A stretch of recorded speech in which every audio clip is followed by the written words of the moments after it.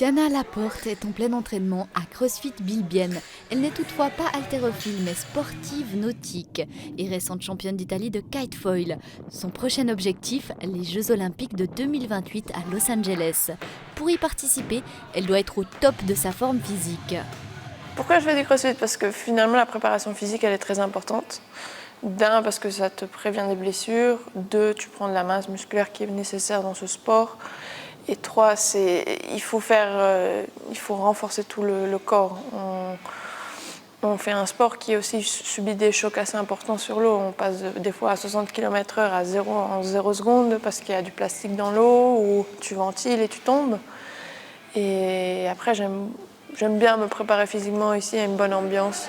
Elle s'entraîne jusqu'à 6 fois par semaine pour être prête physiquement à foiler sur l'eau. Elle glisse sur la surface de l'eau grâce à sa planche, son kite et son foil, ce qui s'apparente presque à voler. Elle atteint des vitesses allant jusqu'à 35 nœuds, soit plus de 60 km/h. C'est la grande passion de Tiana Laporte. J'ai toujours voulu aller aux Jeux Olympiques quand j'étais petite. Et après, j'ai eu cette opportunité de commencer le kite. Bon, moi, je faisais toujours du kite quand j'étais petite, mais twin tip, c'est-à-dire pas avec le foil. Ni ce kite-là. Et on m'a proposé de commencer le kite foil. Et du coup, dès que j'ai commencé, j'ai accroché. Et j'ai vraiment aimé le sport, en fait. Moi, j'adore cette sensation qu'on a sur l'eau. Surtout quand on est ici en Suisse, en été, c'est magnifique. Il y a 4 nœuds, 5 nœuds, 6 nœuds, il n'y a personne. L'eau, c'est comme la piscine. Et tu navigues au-dessus de l'eau et tu vois le beau paysage, Chasseral. C'est magnifique. Du coup, faire ce sport, c'est vraiment cool. On a beaucoup de chance aussi, on voyage beaucoup, on va à la mer tout le temps. Tout le monde est jaloux qu'on est toujours à la mer au chaud, du coup. Mais c'est une opportunité. Elle concourt pour l'Italie. Tiana Laporte est née en Espagne de parents français et italiens, mais elle a choisi de vivre et de travailler en Suisse. C'est ici qu'elle a tous ses amis. Comme elle n'est pas suisse, elle ne s'entraîne pas à Macolin. C'est seule qu'elle organise sa carrière de sportive et qu'elle a aussi choisi son coach, Laurent Litzler. L'athlète a manqué les Jeux Olympiques de 2024 en raison d'une blessure et fait tout pour éviter que cela ne se reproduise. C'est pour cette raison qu'il est important de s'entraîner à deux. Alors pourquoi on fait du crossfit? Donc pas que spécialement pour elle. Tous les gens en général, moi ce que je travaille c'est la prévention de blessures. Donc tout athlète qui fait du sport a le risque de se blesser. Le crossfit est un super sport très très complet. Et par exemple, ce que j'expliquais, les gens qui vont au ski, la moitié du temps ils font pas de sport ou de renforcement toute l'année. Ils arrivent en décembre, janvier sur les skis, puis on se blesse, on se casse le genou, etc. Donc le crossfit, ça permet de rester en condition physique, de garder l'ensemble du corps bien musclé et de prévenir les blessures. Elle a fait donc le crossfit, plus le travail avec mes compétences pour devenir meilleure dans son corps et plus performante. Laurent Litzler est entraîneur national d'haltérophilie et travaille avec des athlètes issus de disciplines très différentes. Pour entraîner des kitefoilers, il a dû se familiariser avec ce sport et adapter son programme d'entraînement en conséquence. Le programme de Tiana Laporte est influencé par son objectif, les Jeux Olympiques de 2028. Si on travaille sur 3 ans par rapport à ses objectifs, on sait qu'une femme qui pèse 100 kg sur l'eau, elle ira plus vite qu'une femme qui pèse que 50 kg. Donc il faut que j'arrive à lui faire prendre de la masse musculaire. C'est le travail et c'est pas sain, c'est pas correct de le faire en 2 mois. Il vaut mieux le faire en une partie un peu plus longue. Donc on va la conseiller sur son suivi alimentaire, sur le travail d'hypertrophie. Et ça, il faut le planifier sur 3 ans.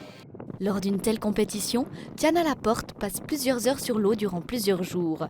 Lors du championnat d'Italie début novembre, 4 jours de compétition étaient planifiés. Mais finalement, le vent en a décidé autrement et le championnat a duré seulement 2 jours. Chaque jour, 4 manches étaient prévues, mais là aussi, il a fallu s'adapter à la météo.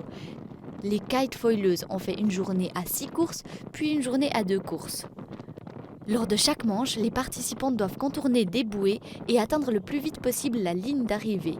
Celle qui y parvient en premier a 1 point, la deuxième en a 2 et ainsi de suite. Le but, c'est d'avoir le moins de points possible pour remporter la victoire, comme Tiana Laporte lors du championnat d'Italie à Palerme. J'étais dans un bon mood, on va dire. J'étais assez contente, assez tranquille. Et je savais que je pouvais arriver devant. Du coup, il fallait juste être contente et partir. On va dire que si tu pars dans le starting line, dans les refus du kite ou du foil, tu es directement dans la second line et tu n'as pas de chance. Du coup, j'essayais de partir toujours assez dans une bonne position, libre. Et dès que je tournais la première bouée, j'étais tranquille en fait. C'était une victoire importante pour la sportive et aussi une confirmation. Mais j'étais assez contente parce que ça fait toute une année que je travaille, je reviens d'une blessure. Du coup, j'ai fait un championnat du monde qui n'était pas comme j'aurais voulu que ça se déroule. Mais j'ai pu démontrer comment je peux naviguer et comment j'arrive à naviguer dans ces conditions. Et j'ai juste hâte de continuer en fait. Ça m'a juste boosté et motivé pour la suite en fait. C'est un sport qui coûte cher. La fédération italienne prend en charge les frais liés aux compétitions et aux voyages d'entraînement. Tiana Laporte a également un entraîneur de foil italien. Pour financer des voyages supplémentaires et son matériel également, la foileuse de 29 ans travaille à Neau, dans une école de parapente. Pour faire du kite foil, voilà ce qu'il faut. Du coup là on a le foil, c'est ce qui nous permet de naviguer au-dessus de l'eau avec très très peu de vent ou beaucoup de vent. Du coup ça c'est le plane et ça c'est le foil, le mât je veux dire. Là on a la planche qui nous permet du coup de démarrer et de mettre nos pieds dessus. Et là après on a le kite. C'est comme un parapente, plus ou moins similaire, et avec des bridages, des tissus. Et là-bas on a la barre en fait. Et avec ceci, on peut voler. On fait du kite, facile. De l'eau et du vent, ça se trouve aussi dans le Seeland. Là, à 7 ans, c'est un peu plus froid, mais on va souvent naviguer au lac de Bienne ou au lac de Neuchâtel. Et au lac de Bienne, on va souvent avec la bise. Du coup, le vent qui vient de la Russie est un peu froid, mais ça navigue souvent. En été, on navigue plus. Bon, moi, après, à partir de maintenant, novembre-décembre, je navigue pas trop ici, parce que je vais à l'étranger m'entraîner au chaud, on va dire. Et du coup, ici, je me focalise plus dans la préparation physique et changer un peu les airs, en fait. L'entraînement touche à sa fin. Le dernier exercice consiste à activer encore une fois les muscles du ventre. L'athlète et son entraîneur forment une équipe bien rodée. On a une bonne relation, je pense qu'on a une bonne complicité. On se chamaille parfois un peu.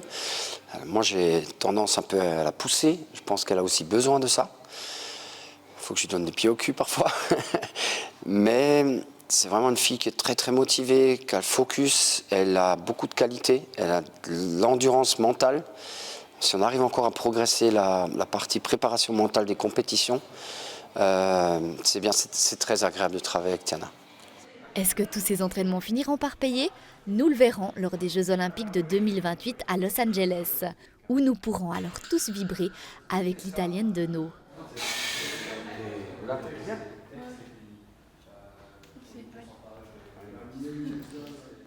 Et on termine cette émission avec un aperçu des résultats sportifs du week-end.